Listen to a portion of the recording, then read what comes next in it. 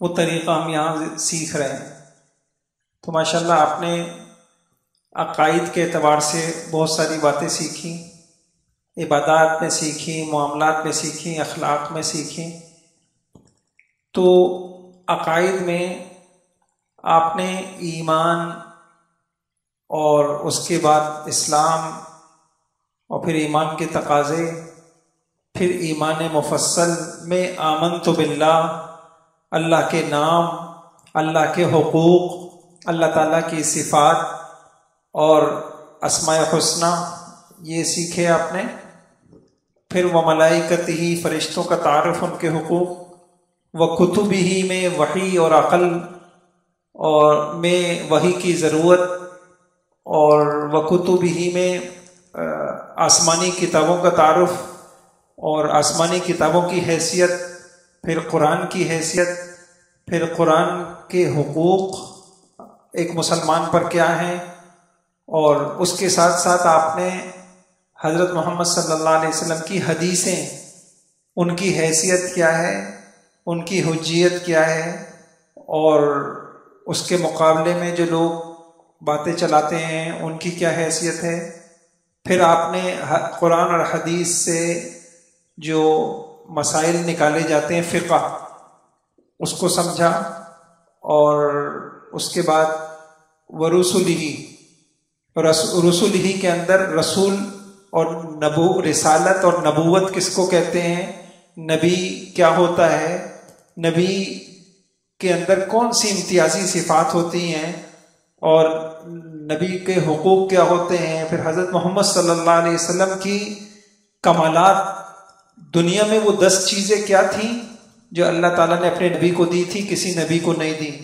آخرت میں وہ 3 چیزیں کیا ہوں گی جو کسی نبی کے پاس نہیں ہوں گی، حضرت محمد صلی اللہ علیہ وسلم کے پاس ہوں گی۔ اس دنیا کے اندر حضرت محمد صلی اللہ علیہ وسلم کی امت کو اللہ تعالیٰ نے کون سی 10 خصوصیات دی ہیں، اور قیامت کے اندر اس امت کی کیا خصوصیات ہوں گی، اس کو آپ نے سیکھا۔ اور انبیاء سے متعلق اور جو عقیدہ ہے، موٹی موٹی باتیں وہ آپ نے سیکھ لیں۔ تو ورسلہ آج ہم پڑھیں گے، کیا پڑھیں گے، والیوم الآخر، کہ ایک مسلمان کا آخرت کے اوپر کیا یقین ہونا چاہیے۔ تو موت ہے، ہر آدمی کو مرنا ہے، موت کا ایک وقت مقرر، کتابیں بند کر دیں، ہر موت کا ہر وقت ایک وقت مقرر ہے، موت آ کے رہے گی، نافرمان کو بھی آئے گی، نیک کو بھی آئے گی۔ قیامت میں جب جنت والے جنت میں، جہنم والے جہنم میں چلے جائیں گے، تو موت کو ایک مینڈھے کی شکل میں لا کر جنت اور جہنم کے درمیان میں ذبح کر دیا جائے گا۔ بس اس کے بعد نہ کوئی مرے گا، پھر جنتی ہمیشہ جنت میں رہیں گے اور جہنمی ہمیشہ جہنم میں رہیں گے۔ ایک ہوتا ہے برزخ۔ برزخ کس کو کہتے ہیں؟ ایک ہوتی ہے دنیاوی زندگی، ایک ہوتی ہے برزخی زندگی، ایک ہوتی ہے اخروی زندگی۔ 3 زندگیاں ہیں۔ دنیاوی زندگی ہم جانتے ہیں، دنیا میں جب انسان کو موت آتی ہے تو پھر انسان کہاں جاتا ہے؟ انسان برزخی زندگی میں چلا جاتا ہے۔ ہر انسان پیدا ہونے کے بعد 3 دور سے گزرتا ہے۔ پیدائش سے لے کے موت سے پہلے تک اس کو عالم دنیا کہتے ہیں۔ موت کے بعد سے لے کر قیامت تک اس کو عالم برزخ کہتے ہیں۔ اب اگر مردہ قبر میں ہے تو قبر اس کے لیے برزخ ہے، اور اگر کسی درندے کے پیٹ میں ہے تو سمندر کی تہ یا ہواؤں کے دوش پر غرض جہاں بھی ہو وہی اس کے لیے برزخ ہے۔ وہیں اس کو جو قبر کے جو حدیثوں میں قبر کے معاملات آتے ہیں، تو بس انسان برزخی زندگی کے اندر انسان کے ساتھ وہی سب کچھ پیش آئے گا۔ موت کے بعد جو برزخی زندگی ہے اس میں انسان کے ساتھ کیا معاملات ہوتے ہیں؟ موت کے بعد ہر میت چاہے مسلمان ہو یا کافر، وہ عالم برزخ میں پہنچ جاتی ہے۔ وہاں مومن کی روح کو بشارتیں ملتی ہیں، خوشخبریاں ملتی ہیں، نہایت اعزاز اکرام کے ساتھ 7ویں آسمان پہ لے جایا جاتا ہے۔ اللہ تعالیٰ کے حکم سے اس کا نام علیین ہے، اس کا نام علیین میں لکھ دیا جاتا ہے، اور اگر خدا نخواستہ کافر ہے تو اس کی روح کو نہایت تکلیف کے ساتھ اس کے جسم سے نکالا جاتا ہے اور نہایت بدبودار کپڑے میں لپیٹ کر آسمانوں پہ لے جاتا ہے، لیکن آسمان کے دروازے اس کے لیے نہیں کھلتے، اور پھر وہ اللہ کے حکم سے اس کو نچلی زمین میں سب سے تنگ حصے میں پھینک دیا جاتا ہے۔ اس کے بعد مومن یا کافر کو جب قبر میں دفن کرتے ہیں تو ان کی روح ان کے جسم میں لوٹا دی جاتی ہے۔ منکر نکیر ان سے سوالات کرتے ہیں، مرد مومن ہے تو سوالات کا ٹھیک ٹھیک جواب دے دیتا ہے، کافر ہے تو وہ لا علمی کا اظہار کرتا ہے۔ مومن کے لیے اس سوال جواب کے بعد جنت کا بستر بچھایا جاتا ہے، جنت کی طرف سے دروازہ کھول دیا جاتا ہے، قبر اس کے لیے تاحد نگاہ کشادہ کر دی جاتی ہے، کافر کے لیے آگ کا بستر بچھایا جاتا ہے، جہنم کا دروازہ قبر میں کھولا جاتا ہے، جہاں اس کو جہنم کی گرمی اور آگ کی لپٹیں لگتی ہیں، اس کی قبر اس قدر تنگ کر دی جاتی ہے کہ اس کی پسلیاں ایک دوسرے کے اندر گھس جاتی ہیں۔ یہ ہے عالم برزخ۔ منکر نکیر کون ہے؟ منکر نکیر دو فرشتے ہیں جو میت سے برزخ میں سوال کرتے ہیں کہ بھئی تمہارا رب کون ہے، نمبر 2 تمہارا دین کیا ہے، نمبر 3 تمہارا رسول کون۔ بس یہ ہے ساری محنت بھائی کہ یہ 3 سوال ہمارے حل ہو جائے، اور اللہ کرے کہ ایسی محنت ہم دنیا میں کر کے جائیں کہ یہ ہمارے آسان ہو جائے۔ اور یہ ہمارے ایک بڑے عالم فرماتے تھے، قبر میں زبان سے وہ نہیں نکلے گا جو انسان کو یاد ہوگا، وہ نکلے گا جس پہ انسان کا عمل ہو۔ بخاری شریف میں ایک راوی ہیں، میں نام بھول رہا ہوں ان کا،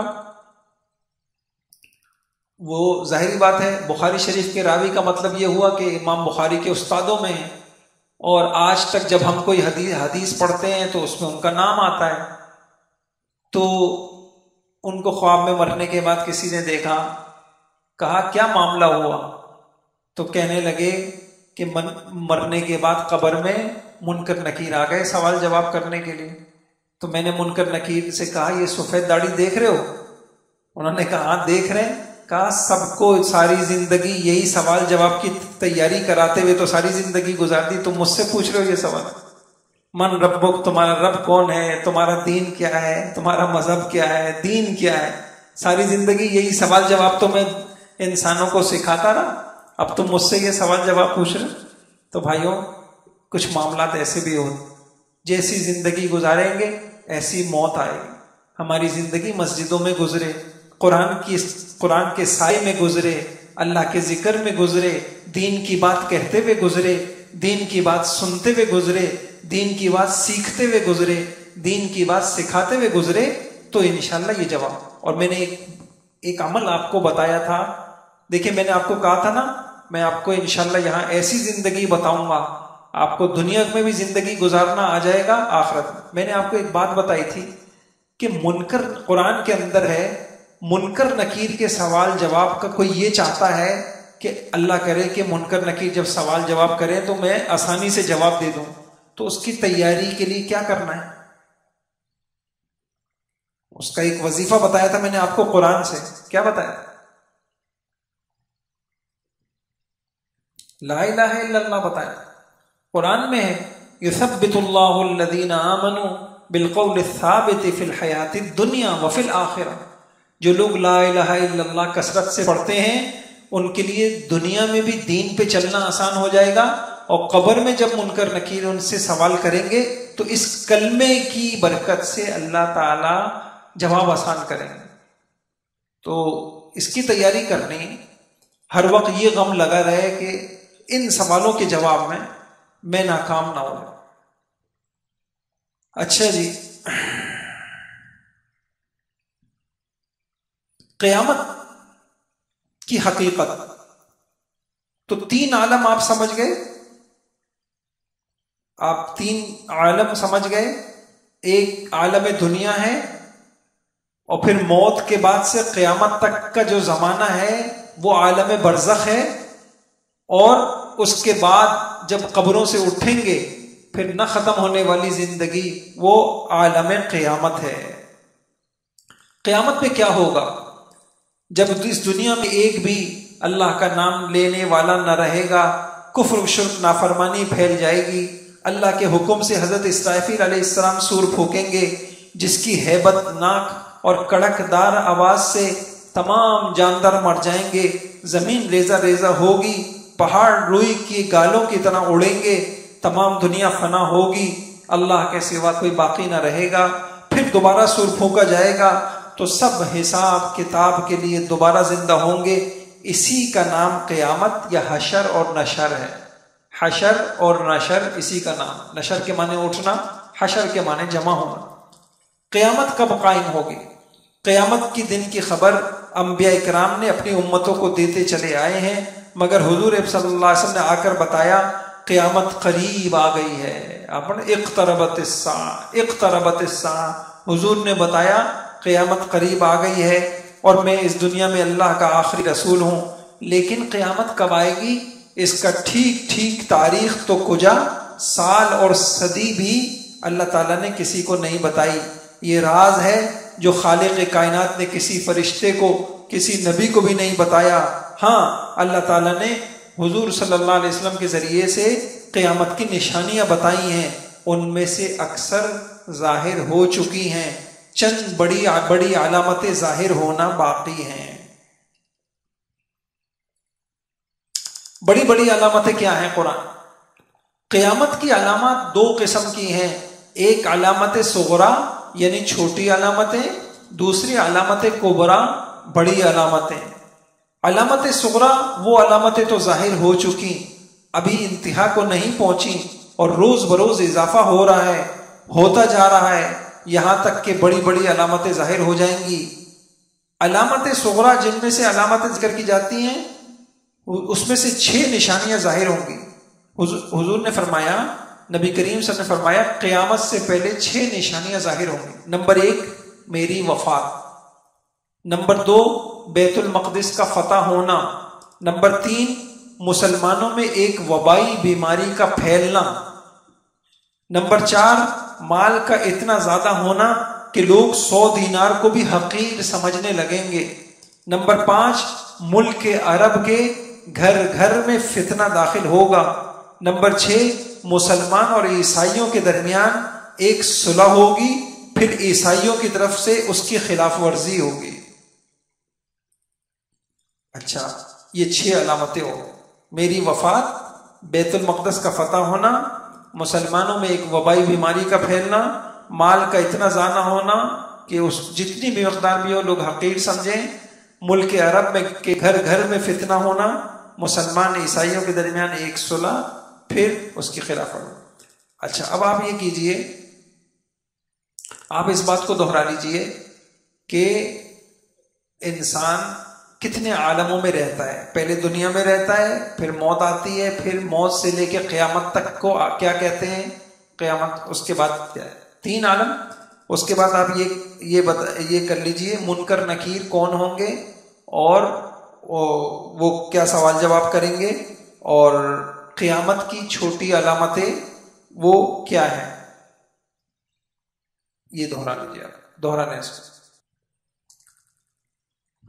اچھا، کچھ بڑی بڑی قیامت کی علامتیں بھی ہیں، جب وہ علامتیں ظاہر ہوں گی تو بس اس کی بہت جلد قیامت آ جائے گی۔ نمبر 1 امام مہدی کا ظاہر ہونا، اس کے اوپر بہت کتابیں لکھی گئی ہیں۔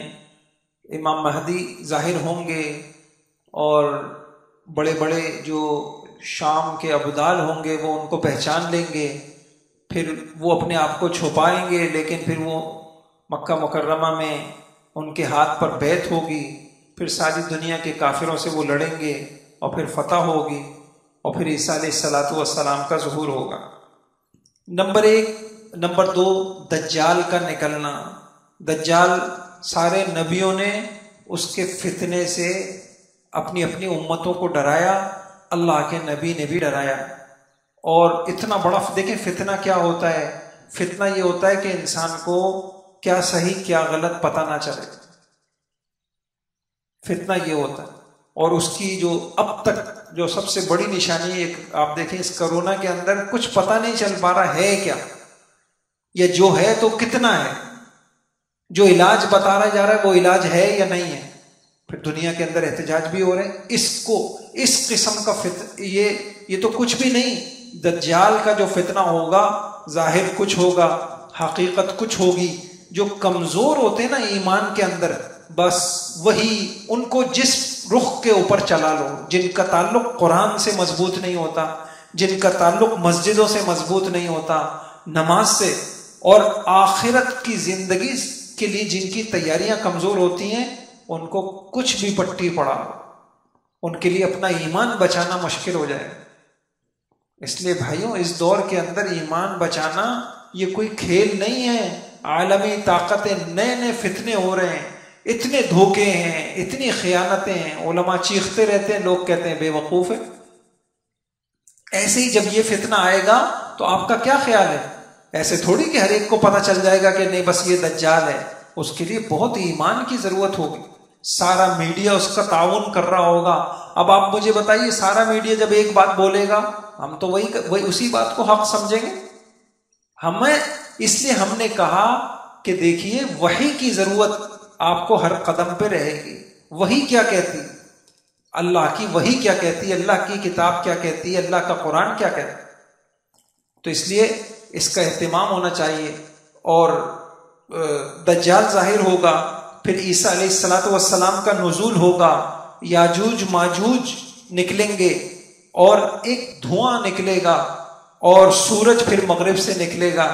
یہ قیامت کی بڑی بڑی علامتیں ہوں گی. پھر آخر میں ایمان والے جو ہے وہ ختم ہو جائیں گے، پھر صرف کافر ہی کافر رہ جائیں گے. تو پھر اللہ پاک اس نظام کو درہم برہم کر دیں گے. تو بڑی بڑی علامتیں بتا رہا ہوں. امام مہدی کا ظہور ہوگا، دجال کا ظہور ہوگا، عیسیٰ علیہ السلام کا نزول ہوگا، یاجوج ماجوج نکلیں گے، ایک دھواں نکلے گا، سورج مغرب سے نکلے گا، اور ایمان والوں کی موت آ جائے گی، اور پھر ساری دنیا ختم ہو جائے گی. حشر نشر یہ تو قیامت کی علامتیں ہوئیں. حشر نشر یہ عالم آخرت کیا ہے؟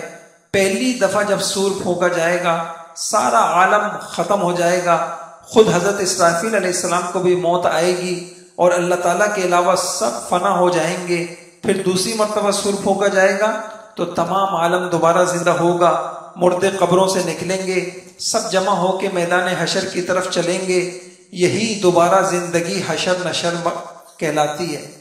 دوسری مرتبہ سور پھونکنے کے بعد جب تمام عالم بیدار ہوگا، مردے زندہ ہوں گے، سورج انسان کے بالکل قریب سوا نیزے پر ہوگا، لوگ اپنے اعمال کی نسبت پسینے میں ہوں گے. زیادہ گنہگار ہے، زیادہ یہاں زمین سے لے کے اوپر تک پسینے میں، یہاں تک پسینے میں. کم گنہگار ہے تو اس طریقے سے. بعض ٹخنوں تک پسینے میں ہوں گے، بعض گھٹنوں تک، اور بعض ناف تک، بعض کو پسینے نے منہ تک ڈبو رکھا ہوگا. اس دن لوگ نشے کے بغیر مدہوش ہوں گے، کسی کو کسی چیز کا ہوش نہیں ہوگا. ہر ایک کو ایک ہی بات پڑھی بھی ہوگی، کسی طریقے سے معافی ہو جائے. آج کتنا آسان ہے بھائیوں. آج ہم 10 منٹ نکالیں اللہ کے آگے استغفار کے لیے، توبہ کے لیے. آج ہم 1 گھنٹہ نکالیں، کتنا معاملہ آسان ہے. اس دن نہ ماں ساتھ دے گی، جن کو آج ہم دوست بنا کے، جن کے خاطر ہم اللہ کی نافرمانیاں کر رہے ہیں، الاخلاء یومئذ بعضهم لبعض عدو، یہ دوست نہیں ہوں گے، یہ دشمن بن جائیں گے. پھر فرمایا کہ تمام انسان پھر حساب کتاب کے لیے میدان قیامت میں جمع ہوں گے. ہمارے پیارے نبی کی سفارش پر حساب کتاب شروع ہوگا. اعمال ناموں کا وزن ہوگا، اعمال کا وزن ہوگا. صرف نماز گنی نہیں جائے گی، تولی جائے گی، تلاوت تولی جائے گی. تو بھائیوں یہ بھی ہونا چاہیے ہمیں، اس دنیا میں یہ غم بھی ہونا چاہیے کہ میرے اعمال کھوکھلے تو نہیں ہیں، میرے اعمال وزنی ہیں یا نہیں. اچھا کوئی مجھے یہ بتا دے کہ دیکھیں ہمارا کتنا بڑا مسئلہ ہے، انسان کے اعمال وزنی کیسے ہوتے؟ کوئی بتائے مجھے. ہیں انہوں نے بتایا اخلاص سے. بالکل صحیح ہے. جتنا زیادہ میں پڑھا رہا ہوں اب میرا یہ عمل بھی تلے گا. آپ پڑھ رہے ہیں کل قیامت میں یہ بھی تلے گا. اب کچھ لوگ مجبوری میں بیٹھے ہوئے ہیں، زبردستی بیٹھے ہوئے ہیں، کچھ اللہ کا دین سیکھنے کے لیے شوق سے بیٹھے ہوئے ہیں. جو شوق سے اخلاص سے بیٹھے ہوئے ہیں ان کا یہ عمل کل قیامت میں بھاری ہوگا. اچھا اور بتائیے،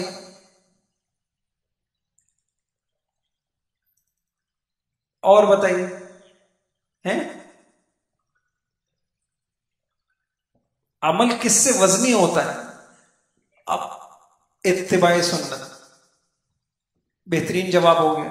دیکھیے یہ میں حیران ہوتا ہوں، ہمارا اتنا بڑا مسئلہ ہے، آپ کسی مسلمان سے پوچھیں اس کو اس کا ہی جواب نہیں آتا. اس کا مطلب ہے ہم اپنی آخرت کے لیے سنجیدہ ہیں ہی نہیں. اللہ نے تو کہہ دیا وَنَضَعُ الْمَوَازِينَ الْقِسْطَ لِيَوْمِ الْقِيَامَةِ، تمہارے عملوں کے لیے کل قیامت میں ترازو لگاؤں گا، تمہارے عملوں کو تولوں گا، اس میں وزن کروں گا تمہارے عملوں کا. کسی کو صدقہ دیا وزن ہوگا، کسی کو کھلایا اس کا وزن ہوگا، کیوں کھلایا.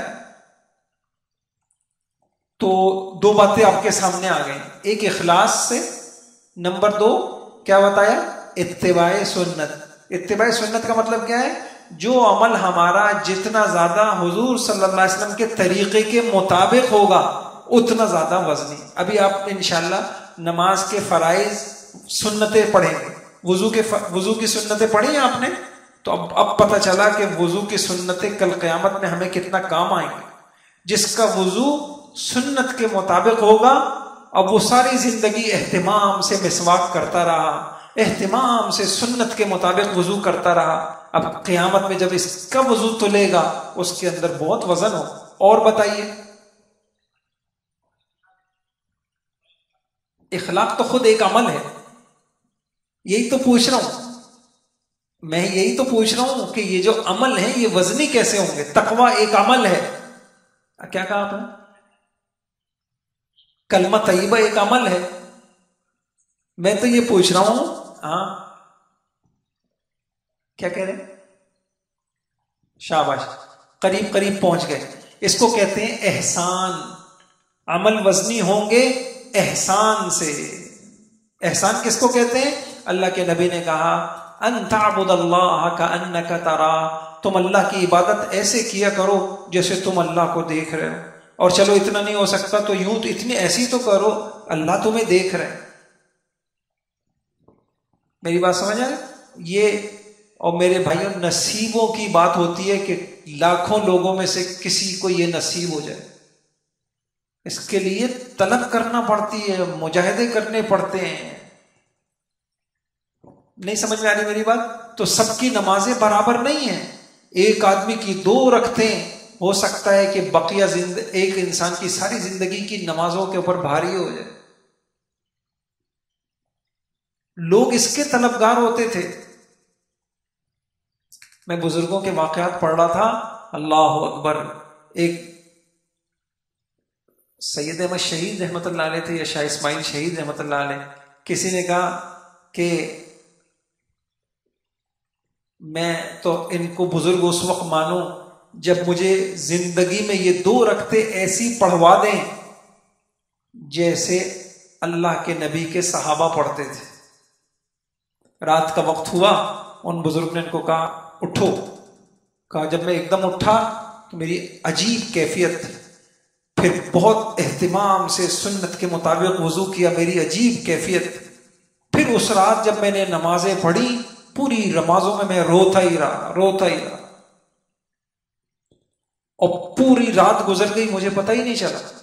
اس کے بعد جب سحری کا وقت ہوا تو پھر میں استغفار کے اندر لگ گیا کہ ابھی بھی میری نماز میں کوتاہی ہوئی. پھر مجھے خیال آیا اچھا اللہ کے نبی کے صحابہ ایسی پڑھتے، ساری رات عبادت کرتے تھے، اور پھر رات کا جب آخری پہر ہوتا پھر استغفار کرتے کہ ہم نے تو غفلت میں رات گزارا. میرے بھائیوں یہ وہ چیزیں ہیں جن کو سیکھنے کے لیے زندگیاں لگتی تھیں، اور آج مسلمان کو اس کا علم ہی نہیں ہے کہ یہ بھی کوئی محنت ہے. 3 باتیں آپ کے سامنے آ گئی. قیامت میں آپ کا میرا عمل تلے گا تو وزنی کون سا ہوگا؟ جلدی بولیے. جتنا زیادہ اخلاص ہوگا. اور اخلاص میں نے اس دن کہا تھا انسان کی تربیت کی جب ابتدا ہوتی ہے اخلاص سے، اور انتہا ہوتی ہے احسان کے اوپر۔ دوسری چیز میں نے آپ سے عرض کی اتباع سنت، تیسری چیز کی کہ احسان، یعنی نماز پڑھ دعا کریں تو ایسے دل کی توجہ اتنی زیادہ ہو کہ گویا اللہ پاک مجھے دیکھ رہے ہیں، تلاوت کریں تو اتنی توجہ ہو، اور یہ ظاہری بات ہے جس کی توجہ دنیا کی طرف ہوگی اس کو ایسی نمازیں نصیب تھوڑی ہوں گی۔ اچھا 3 باتیں ہو گئی، چوتھی بات بتائیں ہیں؟ تواضع تو خود ایک عمل ہے۔ یہ دیکھیں یہ بچہ بتا رہا ہے نفس کا مجاہدہ، جس عمل میں جتنا زیادہ مجاہدہ ہوتا ہے وہ عمل سب اس کا وزن بڑھ جاتا ہے۔ ہم مجاہدے سے گھبراتے ہیں، ہم کہتے ہیں اتنی بڑی صلاۃ التسبیح پڑھیں گے تو تھک جائیں گے، اتنی 20 رکعت تراویح پڑھیں گے تو تھک جائیں گے۔ او بھائی تھکیں گے تو پھر یہ بھی تو سوچئے کل قیامت میں یہ عمل کتنا وزنی ہو جائے۔ اور بتائیے آ گئی اخلاص، وہی ہے۔ چلیں ایمان، احتساب، احسان، اخلاص، اتباع سنت، مجاہدہ، 6 چیزیں ہیں۔ تبلیغ والے یہ سکھاتے ہیں، تبلیغ والے کیا کہتے ہیں؟ صحیح یقین کے ساتھ، اللہ کے دھیان کے ساتھ، نفس کے مجاہدے کے ساتھ، حضور کے طریقے کے ساتھ سارے عمل کرو۔ تبلیغ والے جماعتوں میں سکھاتے ہیں یہ بات، لیکن یہ ہے کہ ہمیں بے چینی لگ جائے اس کی، اور یقین جانے ہم میں سے کسی کو حاصل ہے یہ چیز، تو پھر ہمارے عمل کل قیامت میں جب تلیں گے ان کی کیا کیفیت ہو۔ تو اس کا غم ہونا چاہیے کہ مجھے اچھی نماز نصیب ہو جائے۔ اور دیکھیں عجیب بات ہے، جو چیزیں غم کھانے کی تھیں اور رونے کی تھیں اس پہ ہمیں رونا نہیں آتا۔ یا اللہ آج تک مجھے نماز ہی نہیں پڑھنا آئی، اس نماز اللہ پاک، آپ کبھی قرآن میں دیکھیے اللہ صرف ہم سے نماز تھوڑی مانگتے ہیں، اللہ پاک ہم سے کیا کہتے ہیں؟ خشوع والی نماز لاؤ، دھیان والی نماز لاؤ۔ تو اللہ پاک ہم سب کو نصیب کرے۔ تمام انسانوں کا حساب کتاب کے لیے قیامت میں جمع ہوں گے، حضور کی سفارش پر حساب کتاب شروع ہوگا، اعمال ناموں میں وزن ہوگا، میزان عدل انصاف کا ترازو نصب ہوگا، داہنے پلڑے میں نیک اعمال رکھے جائیں گے، بائیں پلڑے میں برے اعمال رکھے جائیں گے۔ جس کی نیکیوں کا پلڑا بھاری ہوگا اور جس کا نامہ اعمال سیدھے ہاتھ میں ملے گا، اور جن کے گناہ وہ جنت میں ہوں گے، اور جن کے گناہوں کا پلڑا بھاری ہوگا اور ان کے نامہ اعمال ان کو بائیں ہاتھ میں دیے جائیں گے۔ نیک خوشی کے مارے سب کو اپنا نامہ اعمال دکھائیں گے، اپنا رزلٹ دکھائیں گے، اور کہیں گے دیکھو ہم دنیا کے اندر ڈرے ڈرے رہتے تھے، خوف زدہ رہتے تھے، دیکھو آج ہم پاس ہو گئے۔ اور جبکہ جن کے بائیں اعمال میں نکلے گا وہ حسرت کریں گے، افسوس کریں گے، روئیں گے، اپنا ہاتھ چبا جائیں گے، اتنا غم ہوگا اپنا پورا ہاتھ کاٹ جائیں گے۔ ان گناہوں پہ روئیں گے جن گناہوں پہ آج ہمیں لذت مل رہی ہے، جن گناہوں پہ آج خوش ہو رہے ہیں، اور پھر روئیں گے اس زندگی۔ پل صراط، ایک پل ہے جو بال سے زیادہ باریک، تلوار سے زیادہ تیز، جہنم کے اوپر بندھا ہوا ہے، سب کو اس کے اوپر سے گزرنا ہوگا، کوئی ولی کوئی نبی بچ نہیں آئے گا۔ وَإِن مِّنكُمْ، صحابہ اتنا روتے تھے اس آیت پہ، وَإِن مِّنكُمْ إِلَّا وَارِدُهَا وَإِن مِّنكُمْ إِلَّا وَارِدُهَا، یہ بات طے شدہ ہے کہ تم سب کو پل صراط پہ گزرنا۔ اب مجھے یہ غم کھائے جائے یا اللہ پل صراط پہ سے کیسے گزروں گا؟ وہ اعمال گزاریں گے، نیک لوگ سلامتی کے ساتھ گزر جائیں گے جنت میں، اور گناہ گار بھی اپنے درجوں کے اعتبار سے، کوئی گھسٹتا ہوا پہنچے گا، کوئی زخمی ہو کے پہنچے گا، اور کوئی کٹتا ہوا اندر گرے گا، اور اللہ ہم سب کی حفاظت فرمائے۔ پل صراط، پل صراط، پل صراط سے پہلے اندھیرا ہوگا، وہاں دیکھیں قرآن، یہ ساری قرآن کی باتیں میں آپ کو بتا رہا ہوں، اور وہ اندھیرا ہوگا، اس اندھیرے کے لیے روشنی کہاں سے چاہیے؟ یوم یقول المنافقون والمنافقات للذین آمنوا انظرونا نقتبس من نورکم قیل ارجعوا وراءکم۔ بھئی ہمیں بھی اپنی روشنی میں، آپ دیکھیے آپ جب روڈ پہ جاتے ہیں تو ہر گاڑی کی اپنی لائٹ ہوتی ہے، دوسری کوئی آدمی یوں کہے میری گاڑی کی لائٹ ہے تو خراب ہے تو کیا ہوا، دوسری لائٹیں تو ہیں، اپنا نور چاہیے ہوگا ایمان کا، نمازوں کا، اعمال کا. اچھا، گناہگار مسلمان جہنم میں جائیں گے. جنت اور جہنم کے بارے میں اسلامی عقائد، ہمارا اس پر ایمان ہے کہ جنت اور جہنم کو اللہ نے پیدا کر دیا ہے، یہ کبھی فنا نہیں ہوں گی. جنت اللہ کے نیکوکاروں کا ٹھکانہ، اس میں ہمیشہ رہیں گے. اللہ تعالیٰ نے جنت نیک بندوں کے لیے رکھی ہے، اس میں نعمتیں ہیں، اتنی ایسی نعمتیں ہیں جس کو آپ سوچنا بھی چاہیں تو آپ سوچ نہیں سکتے، دیکھنا تو ہے ہی نہیں.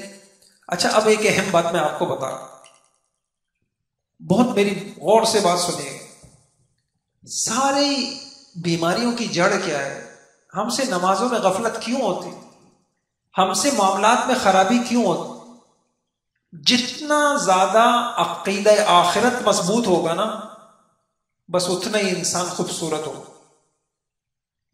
ہم سمجھتے ہیں کھیل ہے، موت کھیل ہے، پڑھ لیتے ہیں، جنازہ پڑھ لو دیکھا جائے گا. موت بہت بڑی حقیقت ہے، کھیل نہیں ہے. اکیلے جانا ہے، اکیلے، کسی کو کچھ بتا نہیں سکیں گے مجھ پہ کیا گزر رہی. اب دیکھیے، معاشرے کی تربیت کے لیے فکر آخرت سے بڑھ کر کوئی نظام نہیں ہے. یہ حضرت محمد صلی اللہ علیہ وسلم کا نظام ہے. پولیس کا نظام ہے تو رشوت پر مبنی ہے، ادارے چل رہے ہیں تو رشوت ہے. ایسا لگ رہا ہے کہ ہم ایک ایسے معاشرے میں ہیں جس کا آخرت پر ایمان ہی اٹھ گیا. اس وقت بہترین لوگ وہ ہیں جو معاشرے میں فکر آخرت پیدا کرنے کی کوشش کر رہے. ہمارا معاشرہ سنورے گا، سدھرے گا. آپ کا گھر ہے، ہمارے گھر کے جھگڑے ختم ہوں گے کب؟ آپ ایک کام کر لیجئے، اپنے گھر کے ہر فرد میں آخرت کی فکر لے آئیے. یہ نبوی نظام بتا رہا ہوں میں آپ کو. دیکھیے، انسان جو ظلم سے، زیادتیوں سے بچتا ہے نا، وہ دو وجہ سے، یا تو ڈنڈے کے خوف سے، سمجھ رہے میری بات، یا ڈنڈے کے خوف سے یا اللہ کے خوف سے. اس کو آپ یوں بھی کہہ سکتے ہیں، یا اندر کے خوف سے. وہ اندر سے اتنا اچھا مسلمان ہے کہ اس کا ایمان اس کو روکے، اور اگر اندر کا خوف نہیں ہے تو اس کو سزا کا خوف روکے کہ اگر جرم کیا تو قانون اتنا مضبوط ہے کہ پکڑا جاؤں گا. یہ دو چیزیں ہوتی ہیں جس سے میں آپ کو بہت بڑی باتیں بتا رہا ہوں. یہ قرآن حدیث کی روشنی میں بتا رہا ہوں. بخاری کی ایک روایت ہے، ایک صحابی، ایک شخص کہتے ہیں کہ پہلے حال یہ تھا ہم کسی کے ساتھ تجارت کرتے تھے، ہمیں کوئی خوف نہیں ہوتا تھا. کیوں؟ دو وجہ بتائیں. فرمایا، یا تو اس کا اسلام اس کو خیانت سے روکتا تھا، اس کا اندر اتنا خوبصورت ہوتا تھا، نہیں میں کسی کو دھوکہ کیسے دوں، مجھے کل قیامت میں اللہ کو جواب دینا ہے. اور اگر وہ مسلمان نہیں ہوتا تھا تو پھر کیا ہوتا تھا؟ اس کو سزا کا خوف کہ قاضی کی عدالت میں جاؤں گا اور پھر بچ نہیں پاؤں گا. دے دلا کے بچنے والا سوال ہے. تو دو چیزوں سے معاشرہ سدھرتا ہے. اصل چیز تو معاشرے کی تعلیم اور تربیت اتنی اچھی ہو کہ ہر شخص کو احساس جواب دہی ہو. اب آپ اپنی فیکٹری، ہم کیا کر رہے ہیں؟ ہم کیمرے لگا لیتے ہیں، پھر کیا ہو گیا؟ ہم اور کوئی چیز لے آتے ہیں. معاشرہ بگڑتا جا رہا ہے. ہونا کیا چاہیے؟ مثلا آپ چاہتے ہیں کہ میری فیکٹری والے، ان کے اندر چور بازاری نہ ہو. حل کیا ہے؟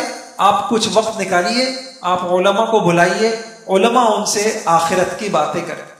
دیکھو بھائی، مرنا ہے، ہمیشہ نہیں ہوگا. یہ پیسہ سانپ بچھو بن جائے گا، یہ پیسہ ڈسے گا، اور آخرت میں اگر ذرہ برابر کسی کا حق لے کے مرے، کل قیامت میں کیا ہوگا؟ اب میں آپ کو جو سنا رہا ہوں اس کو غور سے سنیے. اسلام نے، یہ اسلام کی بڑی خوبی ہے، آپ کو پتہ ہے کہ اسلام، اچھا عجیب بات میں آپ کو بتاؤں کہ یہ جو قرآن نازل ہوا تو آپ نے پڑھ لیا قرآن سے متعلق عقیدہ، قرآن بھی جب نازل ہوا تو مکہ مکرمہ کے اندر جب مسلمانوں کی ابتدا تھی، اس وقت جو آیتیں نازل ہوئیں ان آیتوں میں احکام نہیں تھے، نماز پڑھو، روزہ رکھو، زکوٰۃ دو، حج کیے، ان میں کیا تھا؟ قبر، حشر، آخرت، حساب کتاب، ترازو، اعمال، اللہ کی پکڑ، یہ چیز کیوں؟ تاکہ یہ ابتدائی، حضرت عائشہ خود اپنا واقعہ سناتی ہیں. حضرت عائشہ رضی اللہ تعالیٰ عنہ کے پاس ایک شخص آیا، یہ بخاری شریف کے اندر واقعہ ہے، اور آ کے کہنے لگا ذرا مجھے اپنا قرآن دکھائیے گا. انہوں نے کہا کیا کرنا ہے؟ کہا میں اس کی ترتیب کے مطابق اپنے قرآن کی ترتیب رکھنا چاہتا ہوں. انہوں نے کہا رہنے دو، ہمیں سب پتہ ہے کہ پہلے کون سی صورتیں نازل ہوئی. میں چھوٹی بچی تھی، کھیلا کرتی تھی، اس وقت قرآن کی یہ آیتیں نازل ہو گئی، بل الساعۃ موعدہم والساعۃ ادھیٰ وامر، قیامت بہت ہولناک اور بہت کڑوی چیز ہے. پھر حضرت عائشہ رضی اللہ عنہا نے فرمایا کہ دیکھو پہلے ایسی آیتیں نازل ہوئیں جس میں آخرت کے تذکرے تھے، پھر جب ہمارے دل آخرت سے ڈر گئے تو پھر اللہ نے احکام دے دیے. فرمایا اگر ہمارے دلوں میں خوف نہیں ہوتا اور احکام آ جاتے، زنا چھوڑو، شراب چھوڑو اور سود چھوڑو، تو کون مانتا؟ کون مانتا؟ کوئی بھی نہیں مانتا.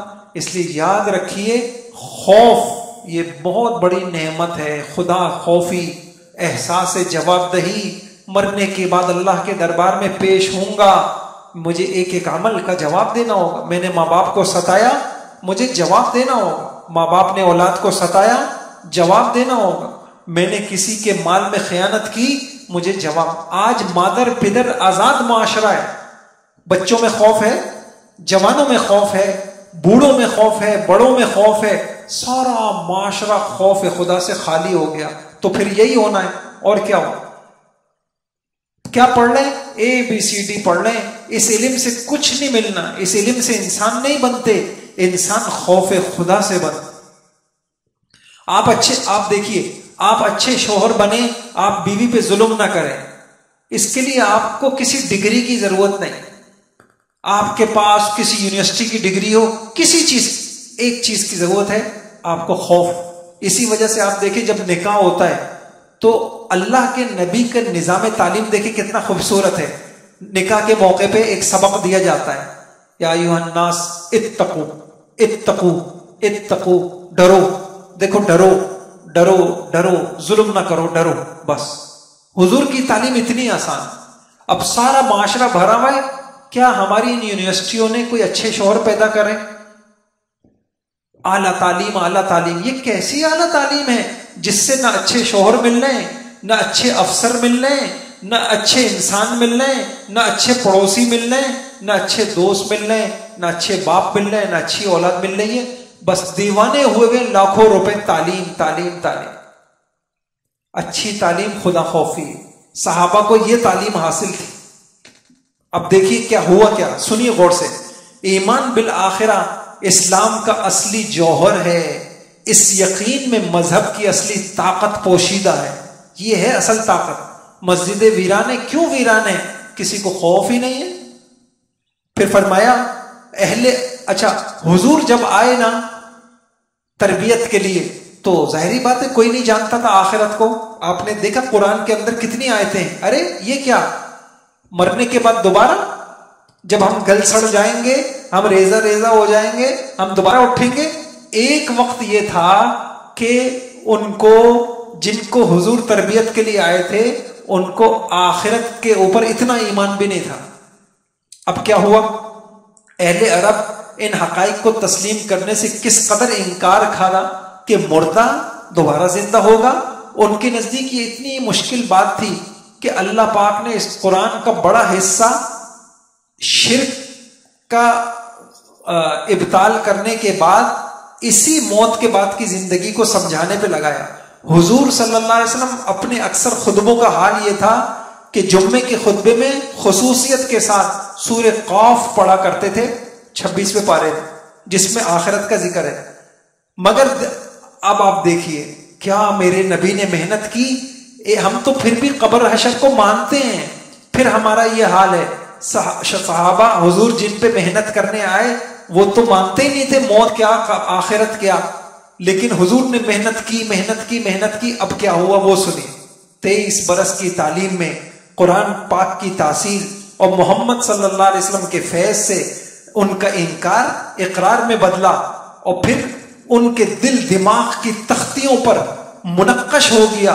آپ کو یاد ہوگا اسلام کے آغاز میں ایک شاعر نے کہا تھا، اموت ثم بعث ثم حشر حدیث خرافہ یا ام عمر، موت ہوگی، اٹھیں گے، یہ سب خرافات باتیں ہیں، لیکن چند سال کے بعد یہ طنز اور یہ انکار یقین سے بدلا۔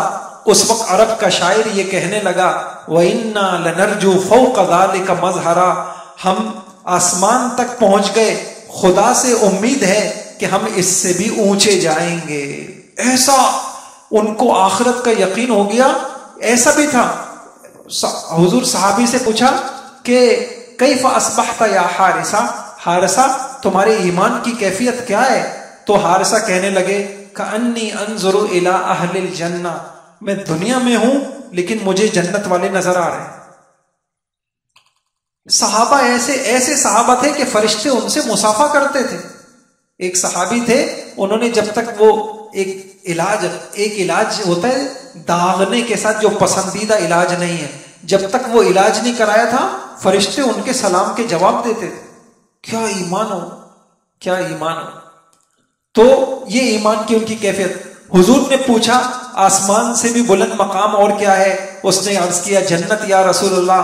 آپ نے فرمایا انشاءاللہ دیکھو گے جس کی نظریں زمین سے اونچی نہیں جاتی تھیں، جن کا تخیل ان کا تخیل آسمان سے بھی اونچا جانے لگا، جن کو مر کر جینا بعید معلوم ہوتا تھا، جن کو آخرت کے مواخذے کا کوئی ڈر نہ تھا، جن کو اپنے اعمال کی جواب دہی کی پرواہ نہ تھی، جو سزا جزا کے مفہوم سے بیگانہ تھے، جو جنت دوزخ کے تخیل سے ناآشنا تھے، وہ اس ہولناک منظر سے ڈرنے لگے۔ دوسری زندگی پر ان کو ایسا یقین آ گیا جس طرح آج کی زندگی پر ہے۔ آخرت کے مواخذے سے وہ بیت کی طرح کانپنے لگے، اعمال کی جواب دہی سے ترسا لرزا رہنے لگے، سزا جزا کے خوف سے اپنے عمل کی باز پرس سے خود سے کرنے لگے۔ جنت کا شوق ان کو بڑھ گیا، بڑی بڑی قربانیاں ان کے لیے آسان ہو گئیں۔ دوزخ کا ڈر ان کے دل کے اندر ہر تار کو چھیڑتا تھا، ان کی آنکھوں سے آنسوں کی لڑیاں نکلتی تھیں، فرائض اور ذمہ داریاں ان کو پوری کرانے پر ہر وقت آمادہ رکھتا تھا، راحت کے خواب اور آرام کے بستر سے ان کو اٹھاتا تھا، عمل کے میدان میں تنہا لے آتا تھا، ہر نیک کام عمل کے لیے ان کو ہمتن سرگرم کرتا تھا۔ تنہائی اور تاریکی میں بھی ان کے دل اور بدن برائیوں اور بدعملیوں سے باز رہتے تھے۔ ان کا ضمیر ان کے دل کے صفوں کو ہر وقت خدا کی آنکھوں کے سامنے کھلا رکھتا۔ یہ ہے فکر آخر، یہ ہے ہدایت۔ اس کے طالب بنے بھائی، کسی طریقے سے ہمارے دل دماغ پر آخرت غالب آ جائے، آخرت کا خوف غالب آ جائے، بقیہ کام آسان ہو جائیں گے۔ اچھا جی، آخرت کی فکر پیدا کرنے کا طریقہ کیا ہے؟ فرمایا آخرت کی فکر پیدا کرنے کا طریقہ یہ ہے، ہر وقت یہ سوچو کہ دنیا ایک بڑی حقیر چیز ہے، ختم ہو جائے گی، اور میری عمر تو بہت جلدی ختم ہو جائے گی۔ آخرت بڑی قیمتی چیز ہے جس میں موت جلدی آ جائے گی، اس کے بعد لگاتار واقعات ہوں گے، قبر کا معاملہ، ثواب عذاب، قیامت کے دن، اس کے بعد جتنا زیادہ دیکھیے یہ جو ہم دنیا کو سوچتے ہیں نا ہر وقت، انہی چیزوں نے تو ہمیں خراب کیا ہوا ہے۔ ہر وقت دنیا کو بولنا، ہر وقت کاروبار کو بولنا، ہر وقت دنیا کو سوچنا، ہماری یہ سوچ بڑھ جائے تو انشاءاللہ یہ بہت اہم باتیں تھیں، یہ سامنے آ گئی ہیں، اب انسان کے اوپر ہے۔ اب دیکھیں ہمارا حال کیا ہے، ابھی رمضان میں یہ حال ہے، رمضان گزرتے ہی ہمارے اندر اتنا خوف نہیں ہے کہ کم سے کم ہم اللہ کے خوف سے، اللہ کا اتنا بڑا حکم نماز تو پورا کر لیں، ہم فجر کی نماز تو جماعت سے پڑھ لیں۔ ہم ڈر ہی نہیں رہے کہ ہم کس رب کا حکم جو ہے وہ پامال کر رہے ہیں۔ اس حال میں اگر ہماری موت آتی ہے تو ہمارا حشر کیا ہو؟ کوئی خوف نہیں۔ دیکھیے جس معاشرے سے خوف خدا نکل جائے اس معاشرے کو کون کنٹرول کر سکتا؟ وہاں چور پیدا ہوں گے، ڈاکو پیدا ہوں گے، زانی پیدا ہوں گے، شرابی پیدا ہوں گے، ماں باپ کو تڑپانے والے پیدا ہوں گے، وہاں بیویوں کا جینا حرام کرنے والے پیدا ہوں گے، خوف ہی نہیں۔ اچھا انسان اچھے کپڑوں سے نہیں بنتا، خوف خدا سے بنتا۔ ہر وقت یہ غلط ہو، یہ ڈر ہو میری وجہ سے کسی کو اذیت نہ ہو جائے۔ اللہ پاک ہم سب کے لیے آسان فرما دے۔ اچھا بھائی، کل آپ نے نماز کے اہم باتیں پڑھی تھی، یاد ہیں وہ آپ کو؟ کیونکہ ہمارا تسلسل اسی سے چلے گا۔ کل آپ نے کیا پڑھا تھا؟ کن چیزوں سے نماز ٹوٹ جاتی ہے بتائیے؟ فرض چھوڑنے پر، اور واجب کو جان بوجھ کے چھوڑنے پر۔ نمبر 3، کسی غلطی پر سجدہ سہو آ گیا اور آپ نے نہیں کیا تو بھی کیا کرنا پڑتی ہے؟ نماز دہرانا پڑتا۔ یہ 3 باتیں پڑھی تھی۔ اچھا، سجدہ سہو کب کرنا ہوتا ہے؟ کن غلطیوں پہ نماز نہیں ٹوٹتی؟ آپ کو نماز نہیں لوٹانی ہوتی لیکن آپ کو سجدہ سہو کرنا ہوتا ہے۔ نمبر 1،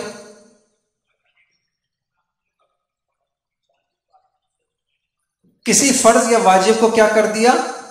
آگے پیچھے کر دیا۔ نمبر 2، فرض یا واجب کو کیا کہہ رہے؟ مقرر کر لیا، 2 مرتبہ زیادہ کر لیا اس کی تعداد سے، اور بھولے سے کوئی واجب کیا کر دیا؟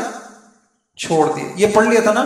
اب آج آپ یہ پڑھیے، آپ نے کل یہ پڑھا فرض چھوڑ دیا، تو سوال یہ ہے کہ فرض کیا ہے؟ غور سے سنیے گا۔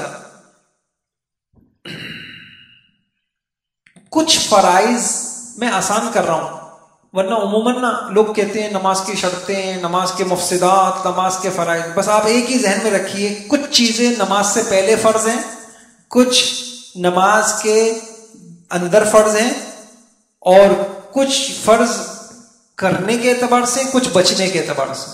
میں دوبارہ کہتا ہوں، کچھ چیزیں نماز سے پہلے فرض ہیں، اور کچھ نماز کے اندر کرنا فرض ہیں، اور کچھ نماز میں بچنا فرض۔ بس جس کو یہ آ جائیں گی اچھی طریقے سے تو انشاءاللہ اس کو یہ مسائل آ جائیں گے۔ تو اب سب سے پہلے کچھ چیزیں نماز سے پہلے فرض ہیں، 8 چیزیں۔ جگہ پاک ہو، آپ جس جگہ پہ کھڑے ہو کے نماز پڑھ رہے ہیں وہ جگہ کیا ہو؟ پاک ہو۔ آپ کا بدن بھی پاک ہو۔ کس چیز سے پاک ہو؟ ظاہری گندگی سے بھی، اور باطنی نظر نہ آنے والی۔ آپ نے پڑھ لیا تھا نا طہارت کی قسمیں، ایک نجاست ہے، ایک اجر۔ آپ کا بدن پاک ہو، اور کیا پاک ہو؟ آپ کے کپڑے پاک ہو۔ تو پاکی میں 3 باتیں آ گئی، جگہ پاک، بدن پاک، کپڑے پاک۔ 3 سمجھ میں آ گئی؟ اگلی بات، چوتھی بات، سطر ڈھکا ہوا ہو۔ سطر، مرد کا سطر سے مراد کیا ہے؟ ناف سے لے کے گھٹنے تک یہ مرد کا سطر ہے، ناف بھی شامل ہے، یہ ڈھکا ہوا ہونا چاہیے۔ اگر یہ سطر کھلا رہا اور ایک رکن کے بقدر، ایک رکن آپ نے پڑھ لیا، کتنی مرتبہ سبحان اللہ کہنا؟ 3 مرتبہ سبحان اللہ کہنا۔ اتنی دیر تک کھولا رہا۔ بعض لوگ پینٹ ایسی پہن لیتے ہیں تو، یا اگر کوئی بہت باریک کپڑے تو پھر نماز نہیں ہوگی۔ سطر ڈھکا ہوا ہو۔ کتنی ہو گئی؟ 4۔ سینے کا رخ قبلے کی طرف ہو، اور نماز کا وقت ہو، اور نیت ہو، اور تکبیر تحریمہ ہو۔ میں دوبارہ کہتا ہوں، کیا پاک ہو؟ جگہ پاک، بدن پاک، جسم پاک، آگے سطر ڈھکا ہوا ہو، سینے کا رخ کیا ہو؟ قبلے کی طرف ہو، نماز کا وقت بھی ہو، اور پھر نیت ہو۔ اچھا، نیت کو ایک بات آپ سمجھ لیجئے، ہم سے بھی ہوتا ہے، بس اوقات غلطی ہوتی ہے۔ ابھی اس مرتبہ میں تراویح پڑھا رہا تھا تو میں نے وطر شروع کر دی، میں نے یوں کر دیا اللہ اکبر، پھر میں نے ان کو کہا بھائی نماز توڑیں، دوبارہ کریں۔ کیوں کیا میں نے؟ سمجھے؟ نیت کس کو کہتے ہیں؟ نیت کا مطلب یہ ہوتا ہے، اگر اسی وقت کوئی آدمی آپ سے پوچھے کیا پڑھ رہے ہو، آپ فوراً، آپ کا دماغ حاضر ہو، آپ بتا سکے میں ظہر پڑھ رہا ہوں۔ بعض اوقات انسان بس سوچے کہیں اور ہوتی ہیں، بس ایک روٹین کے اعتبار سے آیا اور یوں کیا، اس کا ذہن میں، دماغ میں حاضر نہیں ہے کہ میں کیا کر رہا ہوں، اس کی نماز نہیں ہوگی۔ میری بات سمجھ رہے ہیں آپ؟ کہ جب ہم نماز کے لیے کھڑے ہوں تو تو اپنی دماغ کو حاضر کریں، میں کیا پڑھ رہا ہوں، ظہر پڑھ رہا ہوں. اتنا کم سے کم آپ کو دماغ حاضر ہونا چاہیے. اگر اتنا دماغ بھی حاضر نہیں ہے تو اس کا مطلب ہے آپ کی نیت نہیں ہے، آپ کی نماز نہیں ہو. اچھا، تکبیر تحریمہ، وہ جو پہلی تکبیر کہتے ہیں یہ فرض ہے. اب یہ 8 چیزیں آپ دہرا لیجیے. نماز کے 8 فرائض کہہ لیں آپ، اس کو شرائط کہہ لیں، جو بھی کہہ لیں، فرض کہہ لیں، آسان ہو جائے گا. اس کو آپ دہرائیں نماز سے پہلے. اب آ جائیے. تو عموماً یہ والے جو فرائض ہیں یہ تو سب کرتے ہی ہیں، جگہ پاک، جسم پاک، بدن پاک، قبلہ رخ، ٹھیک ہے. اب کچھ نماز کے اندر کے فرائض ہیں: قیام، قرات، رکوع، 2 سجدے، اور آخری قاعدے میں تشہد کی مقدار بیٹھنا. قیام، جو ہم کھڑا ہوتے ہیں نا نماز میں، یہ قیام کیا ہے؟ فرض ہے. کون سی نماز میں فرض ہے؟ فرض نماز میں فرض ہے. فرض نماز میں فرض ہے. اگر فرض بلا وجہ کوئی بیٹھ کے پڑھے گا تو ہو جائیں گے؟ نہیں ہوں گے. کیوں نہیں ہوں گے؟ آپ کہیں گے دوبارہ پڑھو. کیوں؟ آپ کا فرض چھوٹ گیا. لیکن نفل کوئی بیٹھ کے پڑھنا چاہے وہ ہو جائے گا. تو فرض نمازوں میں یہ قیام کیا ہے؟ واجب میں بھی فرض ہے. وتر کی نماز بیٹھ کے ہو جائے گی؟ نہیں ہوگی. باقی سنتیں، فجر کی سنتوں کے علاوہ جو سنتیں ہیں وہ ہو سکتی ہیں، نفل ہو سکتی، لیکن ثواب آدھا ہو جاتا ہے. انسان جب بیٹھ کے نماز پڑھتا ہے بغیر عذر کے، نفل ہے، بس اس کا دل نہیں چاہ رہا کھڑے ہو کے پڑھنے کا، بیٹھ کے پڑھ رہا ہے، تو اس کا ثواب کیا ہو جائے گا؟ آدھا ہو جائے گا. قرات نماز میں فرض ہے. اگر کوئی آدمی کھڑا تو ہو گیا، اس نے کچھ بھی نہیں پڑھا، تو آپ کیا کہیں گے؟ دوبارہ پڑھو. طلحہ سے بولیے، گوگل پہ سوالات بولیے.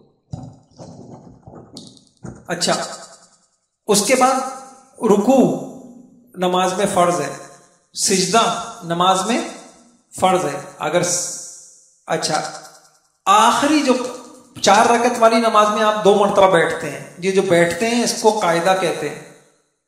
تو پہلا والا جو قاعدہ ہے وہ تو فرض نہیں ہے، لیکن آخری قاعدہ کیا ہے؟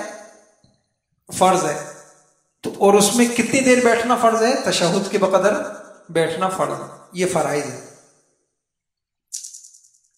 جن چیزوں سے نماز میں بچنا ضروری ہے، نماز میں بولنا یا بلا ضرورت آواز نکالنا جو 2 یا زائد حرفوں پر مشتمل ہو، چاہے بھول کر ہو، غلطی سے ہو، لائن میں ہو. یہ جو تراویح ہے نا، بعض اوقات اس میں پیچھے بچے سن رہے ہوتے ہیں، تو کسی نے غلطی کی، انہوں نے کیا کہہ دیا؟ بچے کئی مرتبہ ہے نا بچے اس طریقے سے. تو اس طریقے کی کوئی آواز انسان سے نکل گئی نماز میں، یا بول لیا یا بات کر لی، تو نماز کیا ہو جائے گی؟ اس سے بچنا ضروری ہے. یہ فرض ہے. قرات میں غور کریے گا، قرات میں ایسی غلطی کرنا جس سے معنی بدل جائے. دیکھیں اتنا علم ضروری ہے. قرات میں ایسی غلطی کرنا جس سے معنی بالکل الٹا ہو جائے. جنتیوں کو جہنم میں پہنچا دیا، جہنمیوں کو جنت میں پہنچا دیا. اور جو خاص طور سے تلاوت میں بس اوقات ایسا ہو جاتا ہے زبان سے کچھ نہ کچھ کا کچھ نکل جاتا ہے. کیا ہو گیا تھا ہمارے یہاں ابھی تراویح میں؟ فعفا و اصلح فاجرہ کی جگہ پڑھ لیا عصا و اصلح.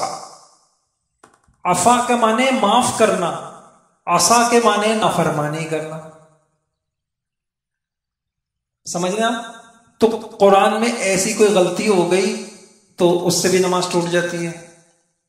اچھا، یہ ایک اہم بات سمجھیے گا. دیکھیں بہت سو کو نہیں پتا، ایسا عمل کثیر کرنا جو نہ نماز کے اعمال میں سے ہو نہ نماز کی اصلاح کے لیے ہو.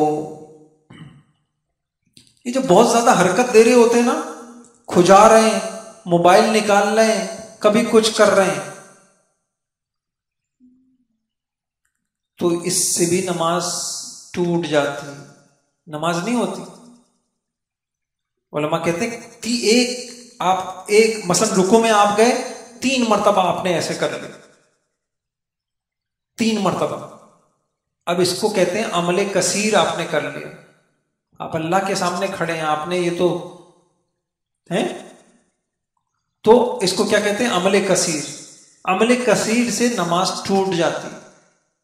تو بھائیوں، ہمیں مرنے سے پہلے یہ بھی سیکھنا ہے، ہمیں اللہ کے آگے کھڑا ہونا آ جائے۔ اچھا، تو عمل کثیر، یہ والی غلطی بہت لوگ کر رہے ہوتے ہیں، پتہ ہی نہیں ہوتا، اور عام لوگوں کو تو ہم کچھ کہہ نہیں سکتے۔ اگر ہمارا کوئی بچہ مدرسے کا برابر میں کھڑے ہو جائے، اب تو الحمدللہ نہیں ہوتا، ایک زمانہ تھا کہ میں کئی مرتبہ ان کو کہتا جاؤ بھائی تم جا کے دوبارہ نماز پڑھو۔ اب تو اللہ کا فضل ہے کہ بچے ایسا نہیں کرتے اور اچھی نماز پڑھتے ہیں۔ ایک زمانے میں کئی مرتبہ بچوں کو کہنا ہے یہ تم کبھی کھجا رہے ہو، کبھی یوں کر رہے ہو، کبھی یوں کر رہے ہو، تمہاری نماز ہی نہیں ہوئی، جاؤ پیچھے جا کے دوبارہ نماز پڑھو۔ تو اپنے گھر والوں کو بھی سکھائیے، یہ بتائیے، دیکھیں ایسا نہ ہو کل وہی بات ہے، ہم سمجھیں کہ ہم 5 وقت کا نمازی بن کے اللہ کی دربار میں حاضر ہوں، اور ہم دین نہ سیکھنے کی وجہ سے ہماری نمازیں ہی نہ ہو رہی ہوں۔ نمبر 4، کھانا پینا۔ بعض اوقات منہ میں کوئی چیز پھنسی ہوئی ہے، نماز شروع کر دی، اچھی خاصی ہے، چنے کی مقدار کے برابر، اور نماز میں اس کو کیا کر لیا؟ نگل لیا، تو یہ یوں سمجھا جائے گا کہ نماز میں کھا لیا، پی لیا، اس سے بھی نماز ٹوٹ جاتی۔ اچھا،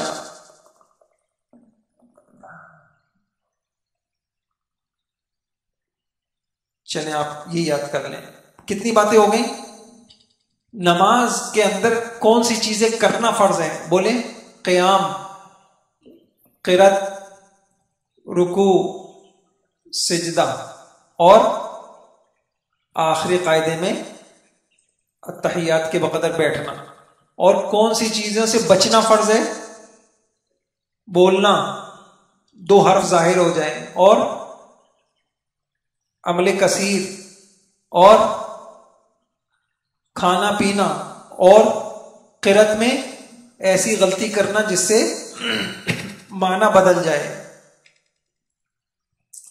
اچھا، پھر نماز میں کچھ چیزیں واجب ہیں، آپ کیسا کریں؟ اس کو دہرا لیں، پھر واجب اکٹھے دہرا لیں گے، اس کو دہرا آ جائیے۔ نماز کے واجبات زیادہ ہیں، اور آپ کو پتہ ہے واجب الگ سے جاننا کیوں ضروری ہے؟ کیونکہ فرض چھوڑنے سے نماز نہیں ہوتی، اور اگر آپ سے نماز میں کوئی واجب رہ گیا تو آپ کیا کر لیں؟ آخر میں 2 سجدے کر لیں، سمجھ لیں؟ فرض کی پہلی 2 رکعتوں میں اور باقی نمازوں کی تمام رکعتوں میں سورہ فاتحہ پڑھنا۔ فرض کی پہلی 2 رکعتوں میں اور باقی نمازوں کی سنتوں میں، نفلوں میں، اور امام کے پیچھے سورہ فاتحہ نہیں پڑھنا۔ سمجھ گئے؟ دیکھیے میری ایک بات سمجھیے، میں نے اس دن بھی آپ کو سمجھایا تھا، ہماری لا علمی کی وجہ سے کوئی بھی ہمیں جو ہے نا دھوکہ دے دیتا ہے۔ اب آپ کے پاس آئیں گے، ایک حدیث دکھائیں گے، دیکھو بخاری میں لکھا ہوا ہے لا صلاۃ الا بفاتحۃ الکتاب، جب تک سورہ فاتحہ نہ پڑھو نماز ہی نہیں ہوتی۔ اب آپ نے کبھی سیکھا ہی نہیں۔ یاد رکھیے، یہ سب حدیثیں دکھانے والے ایک حدیث دکھاتے ہیں، دوسری بہت ساری حدیثیں وہ نہیں دکھاتے۔ آپ بس سب سے آسان بات یہ آئیں گے آپ کو رفع یدین کی حدیثیں دکھائیں گے، تو حضور کی وہ حدیثیں جس میں یہ بتایا گیا ہے کہ رفع یدین شروع میں تھا، یہ حضور کی۔ اس لیے میں آپ کو عجیب بات بتاؤں، بہت غور سے میری بات سمجھیے گا۔ دیکھیے نماز میں نا بہت تبدیلیاں آئی ہیں، نماز میں بہت تبدیلیاں آئی ہیں حضور کے دور میں۔ پہلے نماز ہوتی تھی، نماز میں بات چیت بھی ہو جاتی تھی، بھائی کتنی رکھتے ہوئی ہیں، بھائی کون سی رکعت چل رہی ہے، سلام جواب بھی ہو جاتا تھا. پہلے نماز میں ہوتا تھا، پہلے نماز میں رفع یدین بھی تھا. آہستہ آہستہ تبدیلیاں آتی رہیں. اور میری ایک بات اور سمجھیے، دیکھیے ہم جو دین لیتے ہیں نا وہ لیتے ہیں خلفائے راشدین سے، کیونکہ وہ حضور کے ساتھ چپکے رہے. جتنا حضور نے حضور کی باتوں کو انہوں نے سمجھا اوروں نے نہیں سمجھا. اور ہمیں حکم بھی ہے علیکم بسنتی وسنت الخلفاء الراشدین. جو لوگ خلفاء راشدین کو چھوڑتے ہیں نا، تراوی میں چھوڑ دیا ایک طبقے نے، 8 لو 8 20 مت پڑھو، تو حضرت عمر کو تو نعوذ باللہ سمجھ نہیں آیا. آپ کو سمجھ میں آ گئی حدیث، حضرت عمر کو سمجھ نہیں آئی. سوچنے کی بات ہے یار. کس نے 20 پڑھائی ہیں؟ آپ اس سے پوچھو حضرت عمر نے کتنی پڑھائی؟ 20 پڑھائی. سہارے صاحب، ارے صدیوں تک 20 ہوتی رہی، انگریز کے آنے سے پہلے تھی نہیں 8. کیا چھوڑا؟ خلفائے راشدین کو چھوڑا. اس لیے آپ یاد رکھیے، ہم صرف حدیث کو نہیں لیں گے، ہم یہ دیکھیں گے اس حدیث کو خلفاء نے کیسے سمجھا ہے، مسئلہ حل ہو جائے. اب کیا کریں گے؟ دیکھو حضور کی حدیث ہے سورہ فاتحہ پڑھو امام کے پیچھے ورنہ نماز نہیں ہوتی. تو میری بات سمجھیے، حضور صلی اللہ علیہ وسلم کے پاس مختلف علاقوں سے صحابہ آتے تھے. انہوں نے حضور کو کوئی عمل کرتے ہوئے دیکھا اور چلے گئے. مثلا ایک صحابی یمن سے آئے، کچھ دن حضور کے پاس ٹھہرے، انہوں نے حضور کو کوئی عمل کرتے ہوئے دیکھا، پھر وہ یمن چلے گئے. اب آپ مجھے بتائیے وہ یمن جا کے کون سا دین سکھائیں گے؟ جو کرتے ہوئے دیکھا نا. لیکن ہوا کیا؟ چند عرصے کے بعد وہ عمل منسوخ ہو گیا، اس میں تبدیلی آ گئی. تو جو قریب کے صحابہ تھے خلفائے راشدین وغیرہ، وہ تو حضور کی ہر وقت صحبت کے تھے، ان کو تو پتہ چل گیا کہ پہلے یہ عمل تھا، اب یہ منسوخ ہو گیا، اب یہ عمل ہے. لیکن وہ جو یمن چلے گئے ان کو پتہ ہے، حضور ان کو کوئی موبائل سے میسج کر سکتے ہیں یا ریڈیو پہ کوئی اعلان کر سکتے ہیں کہ میرے صحابی میرا وہ عمل منسوخ ہو گیا ہے، اب تم وہ نہیں کرنا. کر سکتے ہیں؟ وہ تو ساری لوگوں کو وہی حدیث بتائیں گے. اس لیے حضور کو یہ بات پہلے سے پتا تھی کہ میری حدیثیں مختلف ہوں گی اور لوگ چکرا جائیں گے. تو حضور نے یہ نہیں کہا میری حدیثوں پہ عمل کرنا، کیا کہا؟ علیکم بسنتی، میری سنت پہ عمل کرنا. اور سنت کس کو کہتے ہیں؟ سنت اس عمل کو کہتے ہیں جو مسلسل کیا گیا ہو. میری بات سمجھ رہے ہیں آپ لوگ؟ سنت اس عمل کو کہتے ہیں. رفع یدین مسلسل نہیں کیا گیا. اس وجہ سے میں آج آپ کوئی حدیث کی کتاب اٹھائیں تو محدثین نے اس میں 2 عنوان قائم کیے ہوں گے. پہلا عنوان قائم کیا ہوگا رفع یدین کا، اسی کے بعد دوسرا باب اور عنوان قائم کیا ہوگا رفع یدین نہ کرنے کا، کہ بتا دیا کہ وہ پہلا عمل ہے اور یہ حضور کی زندگی کے بعد کا عمل ہے. اب ہم نے دین سیکھا نہیں ہوتا، کوئی آ کے ہمیں یک طرفہ ایک حدیث دکھاتا ہے، یہ دیکھو بخاری کی حدیث ہے، تم امام ابو حنیفہ کو مانو گے یا تم اس حدیث کو مانو گے؟ مسلمان ہے، مسلمان گھبرا جاتا ہے، اس کے پاس دین ہے ہی نہیں. ہم ان سے کہیں گے یہ بتاؤ جی الحمدللہ بھائی دوسری حدیثیں بھی تو ہیں، وہ کیوں چھپا رہے ہو؟ وہ لے کے آؤ. مثلا یہی حدیث لے لیں آپ، لا صلاۃ الا بفاتحۃ الکتاب، کہ سورہ فاتحہ کے بغیر نماز نہیں ہوتی. تو ایک روایت میں اگر یہ ہے تو دوسری روایت میں یوں بھی ہے فصاعدن، سورہ فاتحہ کے بعد مزید کچھ سورہ فاتحہ بھی پڑھو، مزید کچھ بھی پڑھو تو نماز نہیں ہوتی. سمجھ رہے میری بات؟ اچھا اب آپ مجھے ایک بات بتائیے، سورہ فاتحہ کے بغیر نماز نہیں ہوتی نا، اب یہ آپ کو دکھائیں گے، اب آپ پریشان ہو جائیں گے. تو بھائی یہ یک طرفہ حدیثیں دکھاتے ہیں، حدیثیں اور بھی ہیں. پھر ہم صرف حدیث نہیں دیکھیں گے، ہم کیا دیکھیں گے؟ حضور کی سنت دیکھیں گے. ہے تو مذاق کی بات، دیکھیے حدیث اور سنت کا فرق میں آپ کو سمجھاؤں.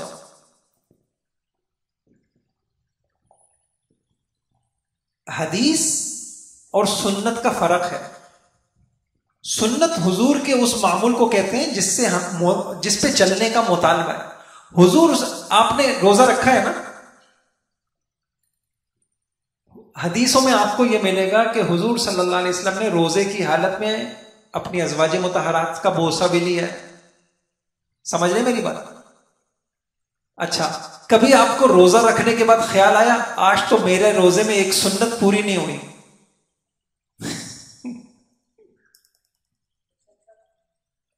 سمجھ رہے ہیں آپ؟ آج تو میرا روزہ خلاف سنت ہو گیا, میں جاؤں جا کے بوسہ لے کے آؤں, پھر میرا روزہ جو ہے نا وہ سنت کے مطابق ہو. ارے بھائی حدیث ہے, اب بتاؤ کیا کہو گے؟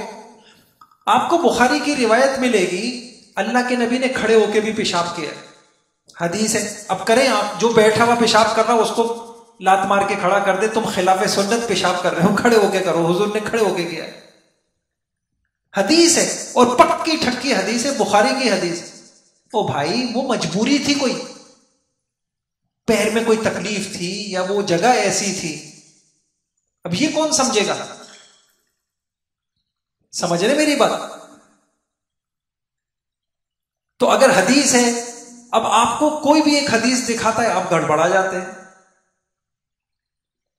تو حدیث نہیں, ہم اہل السنت ہیں. دیکھیں آپ, ہم کون ہیں؟ اہل السنت والجماعہ, ہم سنت پہ چلنے والے لوگ ہیں.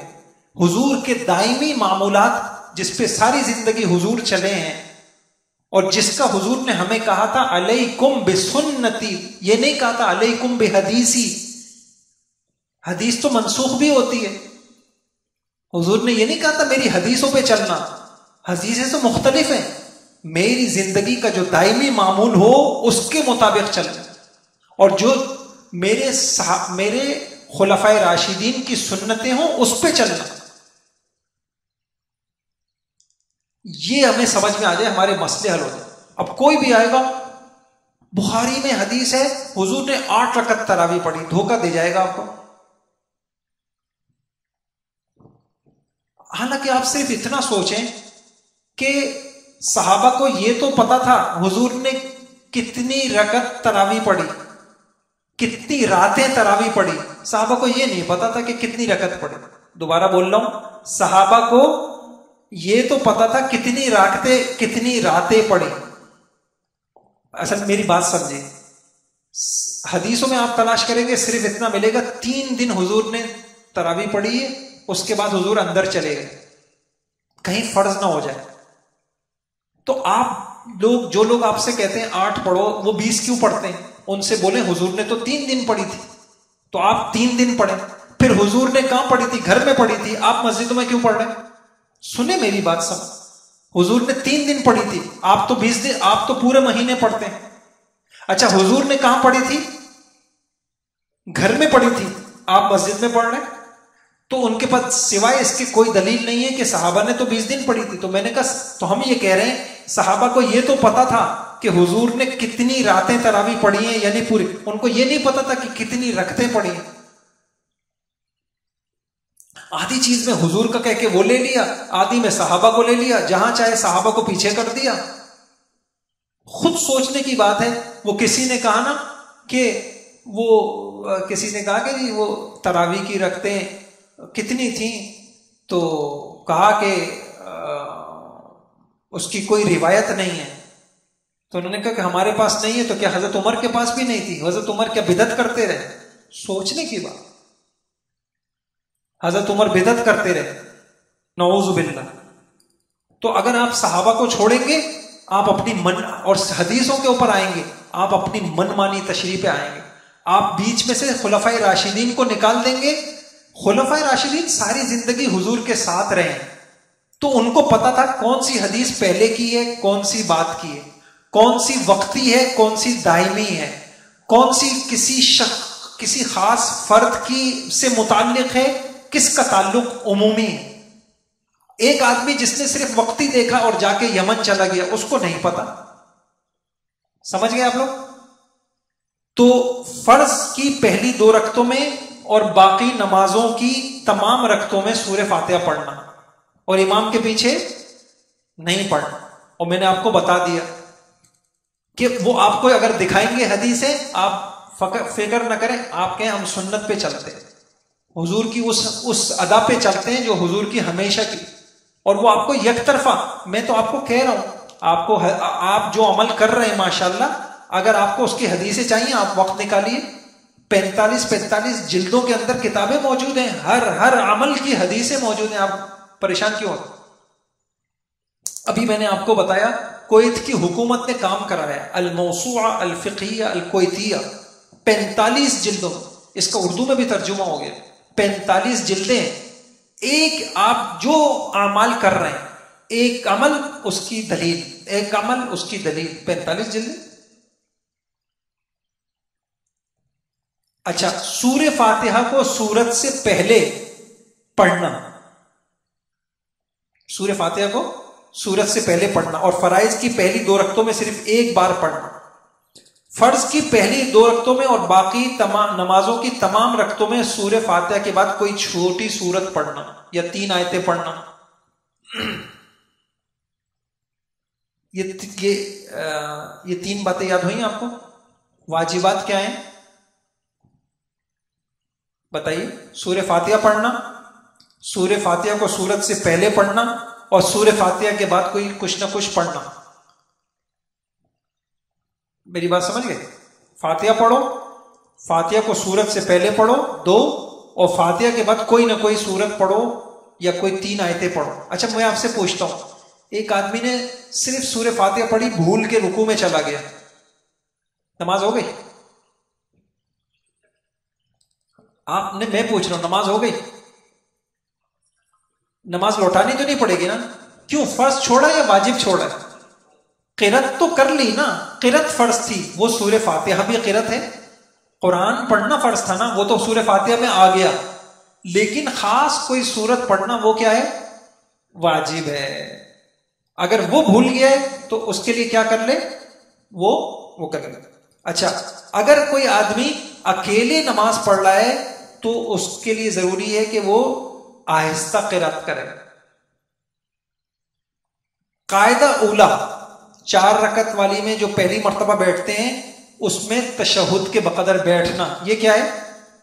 اب میں آپ سے پوچھتا ہوں کہ 4 رکعت آپ پڑھ رہے تھے، بیچ میں سے وہ قاعدہ آپ بھول گئے، اب آپ کیا کریں گے؟ نماز لوٹائیں گے؟ کیا کریں گے؟ کیوں؟ اور اگر آپ آخری والا بھول گئے؟ اچھا چلے، میں تراویح سے ایک سوال آپ کو کرتا ہوں، دیکھیں اس سے مسائل آپ کو یاد ہو جائیں گے۔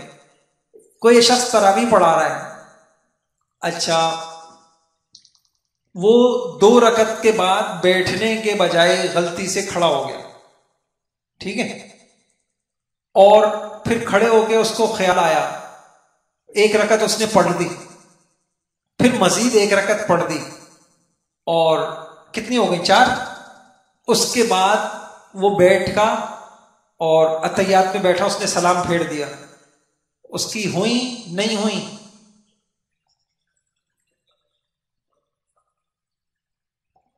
نماز ہو گئی؟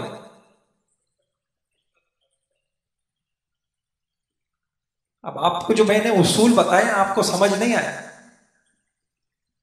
سجدہ سہو سے ہو جائے گی؟ ارے بھائی، ہم نے آپ کو بتایا کہ اگر جو آخری قاعدہ ہے وہ فرض ہے تو 2 رکعت والوں میں آخری وہی فرض ہے نا، وہ تو چھوٹ ہی گیا۔ 2 رکعت تراویح میں تو ایک ہی قاعدہ ہے نا، تو وہ فرض ہے یا واجب؟ چلے اب مجھے یہ بتائیے، تراویح کی 2 رکعتوں میں جو بیٹھتے ہیں آپ، وہ فرض ہے یا واجب؟ فرض ہے، تو فرض چھوٹ گیا تو پھر آپ سجدہ سہو سے کیسے کہہ رہے ہیں نماز صحیح ہوگی؟ عجیب بات ہے، یہ آدمی کی بعد والی 2 ہو جائیں گی، پہلی 2 نہیں ہوں گے۔ کیوں؟ کہ بعد والی میں تو اس نے کیا کر لیا، لہذا کیا کرنا ہوگا؟ پہلی 2 میں جتنا قرآن پڑھا تھا وہ لوٹانا ہوگا، اور بعد والی میں جتنا پڑھا تھا وہ لوٹانا نہیں۔ سمجھ میں آیا؟ پہلی والے کا آپ لوگ کہہ رہے ہیں کہ سجدہ سہو سے صحیح ہو جائے گی، اب سمجھے آپ لوگ؟ قاعدہ فرض تھا نا، وہ تو ہوا نہیں۔ وہ تو 4 رکعت والیوں میں جو پہلا قاعدہ ہوتا ہے وہ واجب ہوتا ہے، 2 رکعت والیوں میں تو وہی آخری ہے، وہی فرض ہے، 4 رکعت والیوں میں آخری والا فرض ہے۔ اب آگے سمجھ. اچھا، قرات رکوع سجدے میں ترتیب کرنا. اگر کسی نے قرات سے پہلے رکوع کر لیا پھر دوبارہ کھڑے ہو کے قرات کر لی تو سجدہ سہو کرنا پڑے گا. ترتیب کا خیال نہیں کیا. تعدیل ارکان، دیکھیں یہ والا بھی بہت سارے لوگ واجب چھوڑ دیتے ہیں، یعنی نماز کے ارکان کو اطمینان سے ادا کرنا. خاص طور سے بے اطمینانی کہاں ہوتی ہے؟ قومے میں اور دو سجدوں کے درمیان میں. جب ہم رکوع سے اٹھتے ہیں بس جلدی سے چلے جاتے ہیں، بھائی نماز کا واجب چھوٹ جائے گا. ادھر توجہ کریں، باتیں نہیں کریں. اگر ہم رکوع سے ایک دم اٹھے اور پھر فوراً چلے گئے تو آپ سے گزارش کروں گا رکوع سے اٹھنے کے بعد اتنی دیر ٹھہرا کریں کہ آپ کا پورا جسم ٹھہر جائے، اور دو سجدوں سے جب آپ سجدے سے یوں اٹھیں تو آپ کے جسم میں اگر حرکت ہے تو یہ حرکت سکون سے بدل جائے، پھر آپ سجدہ کریں. بہت سارا مجمع اس کا خیال نہیں کرتا. یہ واجب ہے. اس کو کیا کہتے ہیں؟ تعدیل ارکان. رکوع سجدے والی نماز میں دونوں طرف سلام پھیرنا. یہ سلام پھیرنا کیا ہے؟ کوئی آدمی اتحیات پڑھنے کے بعد ایک دم اٹھ کے چلا جائے تو نماز ہو جائے گی. سلام پھیرنا کیا ہے؟ واجب ہے. سجدہ سہو کرنا، چلیں یہ بس یہ واجب ہے. باقی اماموں کے ساتھ جو خاص ہے اس کو چھوڑ دیتے. میں ایک مرتبہ دہراتا ہوں، اس کو آپ دہرا لیں. سورہ فاتحہ پڑھنا، سورہ فاتحہ کو سورت سے پہلے پڑھنا اور سورہ فاتحہ کے بعد کوئی نہ کوئی سورت پڑھنا یا 3 آیتیں پڑھنا، اور قاعدہ اولا میں تشہد کے بقدر بیٹھنا. پہلا جو قاعدہ ہوتا ہے اس میں تشہد کے بقدر بیٹھنا، اور دونوں قاعدوں میں ایک بات رہ گئی تھی، دونوں قاعدوں میں تشہد پڑھنا یہ واجب ہے. اب دیکھیں نا 3 چیزیں ہیں، 2 قاعدے ہیں، 2 تشہد ہیں، ایسا ہی ہو. اب آپ مجھے بتائیے اس میں سے دونوں قاعدے فرض ہیں، ایک قاعدہ فرض ہے. اچھا دونوں تشہد فرض ہیں، تشہد واجب ہے. تشہد پڑھنا کیا ہے؟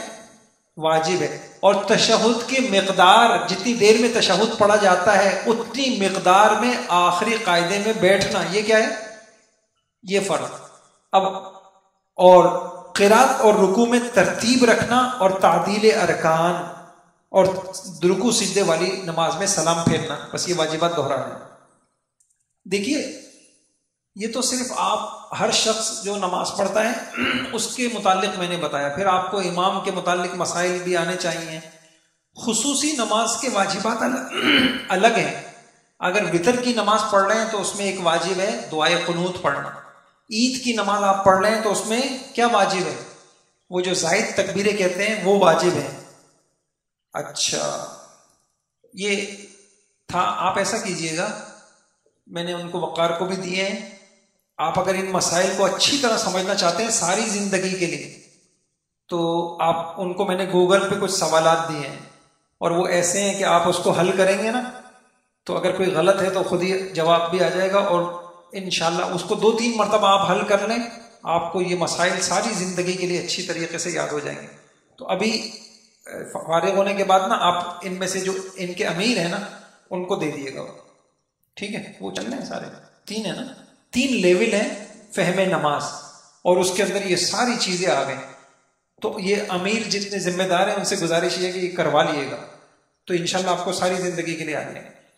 معاملات، ہمارے دین میں غیر مسلموں کے بھی حقوق ہیں. بے گناہ کسی کو جانی مالی تکلیف نہ دینا، بغیر کسی شرعی وجہ کے اس غیر مسلم کے ساتھ بھی بدزبانی نہ کرنا، اگر اس کو مصیبت فاقہ یا مرض میں دیکھیں تو اس کی مدد کرنا، کھانا دینا، پانی دینا، علاج کرنا.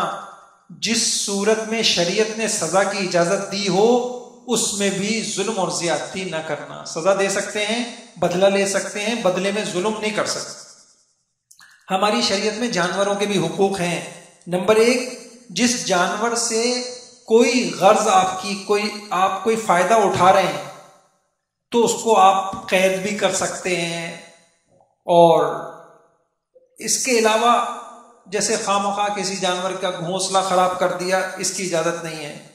جانوروں سے نفع اٹھایا جاتا ہے، ان کو صرف مشغلے کی وجہ سے قتل نہیں کر سکتے. ایک آدمی صرف نشانہ بازی کر رہا ہے.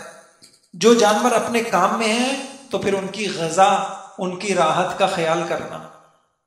جو جانور آپ استعمال کر رہے ہیں ان کی قوت سے زیادہ کام نہ لینا. جیسے گدھا ہے، اس پہ بار برداری کا وہ ہو رہا ہے. جانور کو ذبح کرتے وقت یا کسی موذی کو قتل کرتے وقت تڑپا کے نہ مارنا. کیسا پیارا دین اللہ پاک نے ہمیں دیا ہے کہ جانور کو بھی جیسے قربانی کے موقع پہ تو چھری تیز کر لو، جلدی سے جو ہے نا چھری چلا دو. یہ ہو اخلاق آپ پڑھ رہے تھے. اخلاق میں آپ نے کیا کیا چیز، اخلاق کی اہمیت، اخلاق کہتے کس کو ہیں، اس کی حقیقت، اور کیا پڑھا تھا؟ اخلاق کے اصول، رہنما اصول، اخلاق کے درجات، یہ پڑھے تھے. آج ایک عجیب بات آپ کو بتاؤں، اخلاق بنتے کہاں ہیں اور اخلاق بگڑتے کہاں ہیں. اخلاق بننے اور بگڑنے کی جگہ کیا ہے؟ نمبر 1، گھریلو اور خاندانی ماحول. حضور نے فرمایا ہر بچہ فطرت اسلام پہ پیدا ہوتا ہے، اس کا ماحول اس کو گناہگار بنا دیتا ہے، کافر بنا دیتا ہے، فاسق بنا دیتا ہے. تو سب سے پہلا اسکول اور سب سے پہلی تربیت گاہ وہ آپ کا اپنا گھر ہے. آپ کے گھر میں لوگ آپ کے گھر والے کتنا اللہ کو پہچانتے ہیں، آپ کے گھر والے کتنے اللہ کے حق کا خیال رکھتے ہیں، آپ کے گھر والوں میں کتنی سچائی ہے، کتنی. تو پہلی جو تربیت ہوگی وہ گھر کے ماحول سے ہو. تو نیت کرتے ہیں نا انشاءاللہ بھائی گھر کے کتنا اچھا ہو. یہ آپ نے پڑھ لیا، آپ اپنے گھر والوں کو پڑھا دیں، اپنی بیوی کو پڑھا دیں، بہنوں کو پڑھا دیں، والدہ کو پڑھا دیں، کتنا بڑا کام ہو جائے گا. نمبر 2، دوست احباب. دوسرا، آپ بنتے یا بگڑتے ہیں کب؟ آپ کے دوست کیسے. حضور نے فرمایا المرء علی دین خلیلہ. انسان کا مذہب، انسان کا اعمال وہی ہوتے ہیں جو اس کے دوست کے ہوتے ہیں. تو اگر آپ چاہتے ہیں کہ آپ اچھے انسان بن جائیں تو دوسرا کام آپ نے یہ کرنا ہوگا، آپ کو اچھے دوست اختیار کریں. اب آپ خود سوچیں، آپ کے دوست سارے کے سارے نمازی ہیں؟ خود سوچیں. آپ کے دوست قرآن پڑھتے ہیں؟ آپ کے دوست یہ آنکھوں کو حرام سے بچاتے؟ آپ کے دوست جو ہے غیبت سے، زنا سے، سود سے، رشوت سے، ان چیزوں سے بچتے؟ اگر نہیں بچتے اس کا مطلب ہے آپ نے دیندار بننے کا ارادہ ہی نہیں کیا. تو تیسری چیز، آپ اگر ایک اچھے انسان بننا چاہتے ہیں تو آپ ایک کام کیجئے، آپ اچھے دوستوں کے ساتھ، اچھی صحبتوں کے ساتھ، اچھے ماحول میں آپ جڑنا شروع کریں. اور 5ویں چیز، کتنی باتیں ہو گئیں؟ 2 ہو گئیں، 2، گھر اور دوست. اور تیسری چیز ہے مسجد. جو انسان جتنا زیادہ اس کا وقت مسجد میں گزرتا ہوگا، اور مسجد میں دیکھیں اب یہ چیزیں آپ کہاں سیکھ رہے ہیں؟ آپ سچ بتائیے، اتنی زندگیاں گزر گئیں، آپ نے یہ باتیں سنی؟ یہ بازاروں میں کوئی سنائے گا آپ کو؟ اداروں میں کوئی سنائے گا آپ کو؟ تو مسجد میں انسان کی تربیت ہوتی. یہ قیمتی کلاسیں ہیں. آپ آئے، اب مثال کے طور پہ آپ کا تجربہ ہے، رمضان آتا ہے میں نمازی بن جاتا ہوں، رمضان جاتا ہے بس میری نمازیں ختم. سوال یہ ہے کہ آپ نمازی بننا چاہتے ہیں، ایک کام یہ کر لیں، آپ کے گھر میں نمازیں ہونی چاہیے. دوسرا کام، آپ کے دوست نمازی. تیسرا کام، جب آپ مسجد میں آئے، آپ نے دیکھا وہاں حدیث کی تعلیم ہو رہی ہے، وہاں بیٹھ گئے. آپ نے دیکھا یہاں درس ہو رہا ہے، آپ یہاں بیٹھ گئے. آپ نے دیکھا بیان ہو رہا ہے، یہاں بیٹھ گئے. یہ آپ کے روح کی غذائیں ہیں. اگر سارے سال آپ کو یہ غذائیں ملتی رہیں، آپ کی روح ایک ایمانی روح ہوگی، ایک اچھے مسلمان کی روح ہوگی. چوتھی چیز،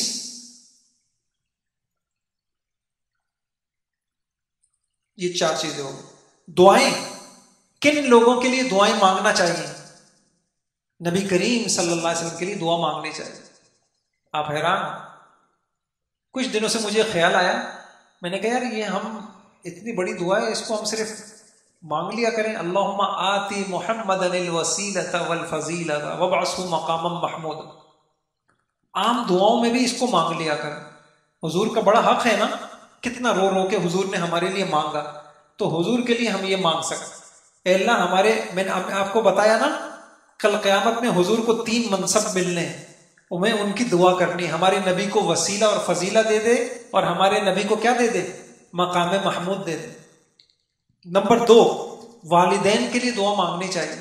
کون کون مانگتا ہے بھائی والدین کے لیے دعا؟ بہت مانگو بھائی، والدین کا حق بہت ہے، والدین کے لیے دعائیں مانگو۔ آج والدین ہوتے جن کے نہیں ہیں تو وہ کیا کرتے؟ اپنے لیے کچھ نیکیاں کرتے۔ اب وہ نہیں کر سکتے تو آپ ان کے لیے سرمایہ ہیں۔ اور کون سی دعا مانگنی ہے بھائی؟ رب ارحمہما، آپ نفل کی سجدوں میں مانگ لیا کریں، شب قدر میں مانگیں، قبولیت کے وقت میں مانگیں، اور جس وقت آپ بہت زیادہ اللہ پاک کا آپ کے اوپر فضل ہو گیا ہو، آپ کو دعاؤں میں رونا آ رہا ہو، اس وقت اپنے والدین کو نہ بھولیں۔ رب ارحمہما کما ربیانی صغیرا، ایک بات۔ اور والد کو اپنے بچوں کے لیے دعا مانگنی چاہیے۔ کون سی دعا مانگنی چاہیے؟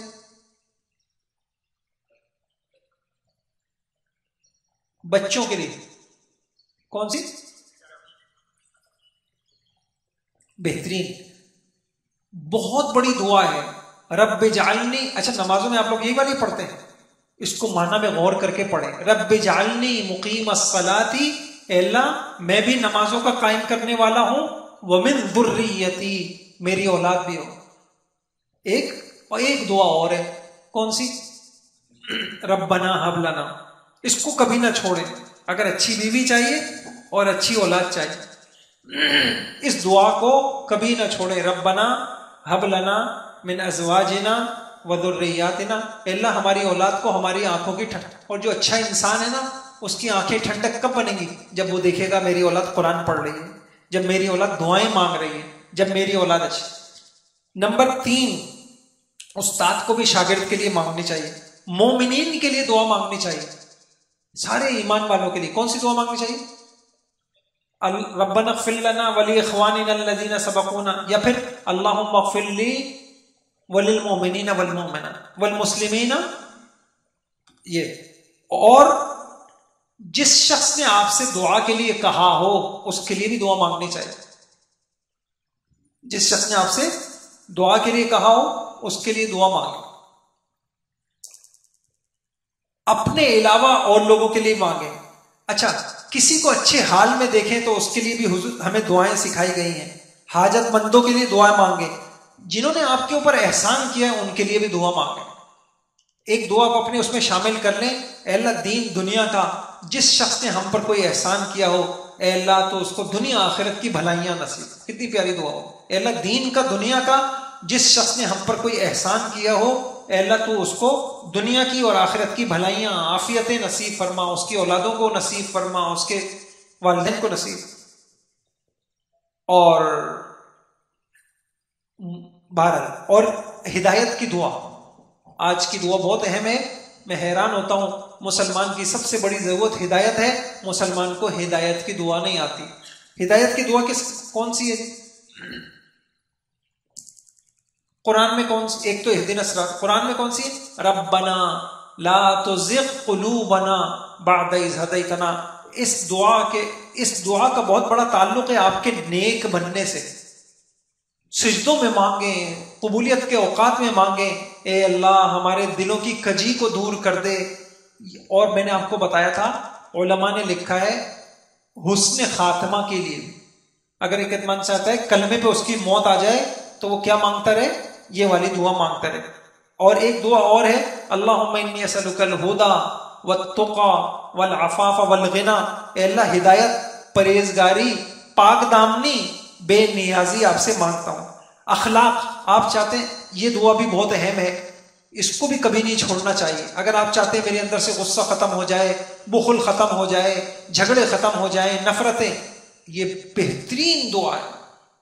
اللہم اہدنی لأحسن الاخلاق لا یہدی لأحسنها الا انت واصرف عنی سیئها، اے اللہ مجھے اچھے اخلاق دے دے، تیرے علاوہ کوئی دے نہیں سکتا، برے اخلاق سے بچا لے، تیرے علاوہ کوئی بچا نہیں سکتا۔